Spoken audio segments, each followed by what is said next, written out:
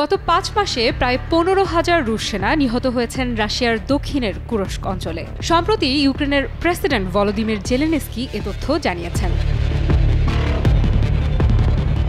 Zelensky বলেন, কুরস্কে অভিযান চলাকালে রাশিয়া প্রায় ১৫,০০০ সেনা হারিয়েছে, যা অপূরণীয় ক্ষতি।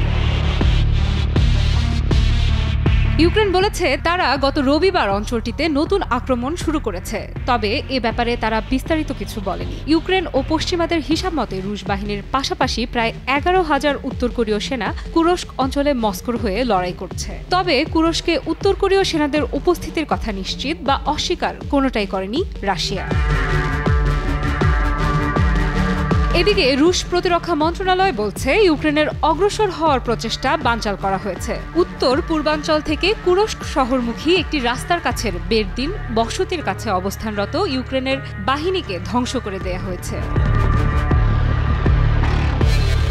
রাশিয়ার প্রতিরক্ষা মন্ত্রণালয়ের দাবি, পূর্ব ইউক্রেনে কুরাখোভ শহর দখলসহ গুরুত্বপূর্ণ সাফল্য অর্জন করেছে রুশ বাহিনী। গত বছরের আগস্টে রাশিয়ার কুরস্ক অঞ্চলে ব্যাপক অভিযান শুরু করে ইউক্রেন। তারা অঞ্চলটির কিছু অংশ দখল করে নেয়। যদিও রাশিয়ার সামরিক বাহিনীর দাবি, বেদখল হওয়া ভূখণ্ডের বেশিরভাগ অংশ তারা পুনরুদ্ধার করেছে। আফরিদা ইফরাত, নিউজ 24।